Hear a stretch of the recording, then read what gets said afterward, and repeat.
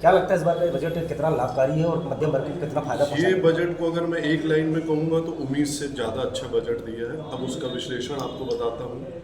जो उन्होंने income tax छूट में 12 लाख रुपए तक की जो घोषणा की है, इससे आम जनता सभी को उन्होंने खुश किया है। अब अपन पॉइंट टू पॉइंट आते हैं। अगर उन्होंने इलेक्ट्रॉनिक्स को देखा है तो लिथियम आयरन बैटरी पे जो इंपोर्ट ड्यूटी फ्री की है, उससे मोबाइल फ़ोन और ईवी की जो गाड़ियाँ हैं उसके रेट कम होंगे। ये एक बहुत अच्छी पहल है। बहुत हो गया मेड इन चाइना, अब मेड इन इंडिया के तहत खिलौने बिकेंगे। खिलौने का जो हिंदुस्तान में सबसे बड़ा हब बनाया जाएगा, इसकी जो एक घोषणा की है, ये बहुत ही सराहनीय घोषणा है ये। इससे खिलौने व्यवसायी जो जुड़े हैं और जो खिलौनों से जुड़े हुए उद्योगपति हैं, वो अपनी बड़ी बड़ी इंडस्ट्रीज लगाएंगे।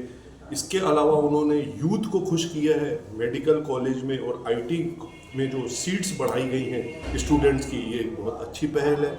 किसानों को कहीं पीछे ना जाए, उनको भी बहुत खुश किया है। 3 लाख रुपए तक का जो उन्होंने क्रेडिट कार्ड लिमिट्स थी, उसको 5 लाख रुपए तक जो दायरा बढ़ाया है, बहुत अच्छी पहल है। एमएसएमई को लेकर जो 5 करोड़ रुपए तक की उन्होंने जो गारंटी योजना थी, उसको उन्होंने 10 करोड़ रुपए तक की जो स्लैब बढ़ाया है, ये एक बहुत अच्छी घोषणा है। इसके अलावा उन्होंने हर परिवार को बेनिफिट पहुंचाने की जो दवाइयों पे उन्होंने कीमती दवाइयाँ, जो ज़रूरत की दवाइयाँ हैं, जो महंगी आती हैं, वो हिंदुस्तान में नहीं बनती, बाहर से आती हैं, उस पर जो उन्होंने टैक्स फ्री किया है, ये बहुत अच्छी घोषणा है।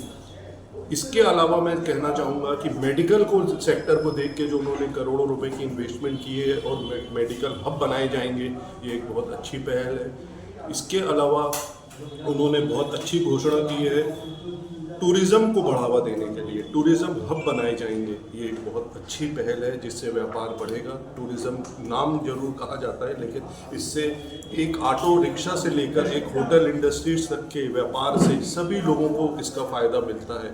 ऑलमोस्ट देखा जाए तो बहुत अच्छा बजट बनाया है। मैं इसके लिए व्यापारी वर्ग की तरफ से, confederation of all India CAIT की तरफ से धन्यवाद देना चाहूँगा। एक बहुत भावनाओं से जुड़ी खबर है, जिसे नकारा नहीं जा सकता।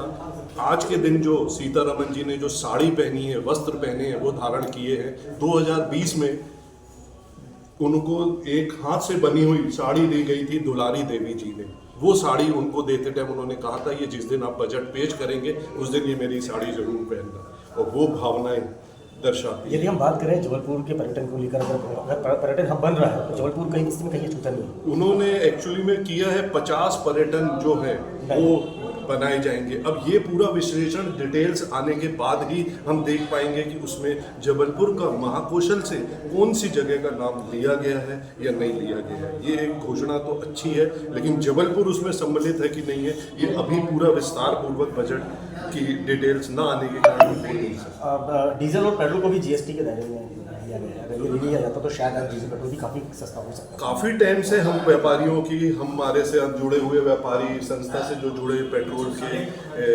पेट्रोल पंप्स वेबसाइट हैं अन्य, उनका भी काफ़ी समय से डिमांड रही है कि पेट्रोल को जीएसटी के दायरे में लाएं।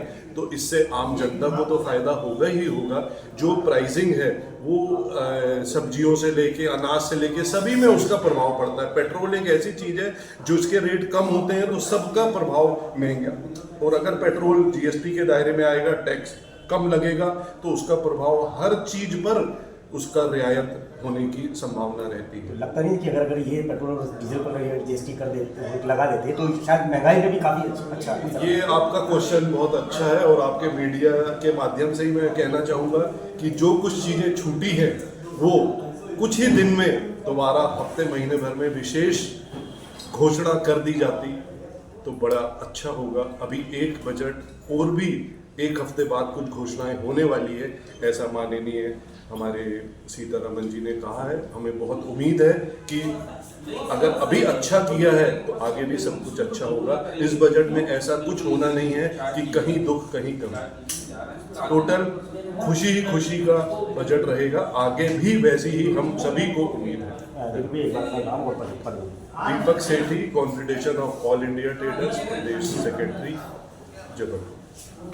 कृपया हमारे चैनल जबलपुर दर्पण जेडी न्यूज को सब्सक्राइब करें व आई बेल को दबाना न भूलें, ताकि हम आपके लिए लगातार शहर से जुड़ी खबरें आप तक पहुंचाते रहें।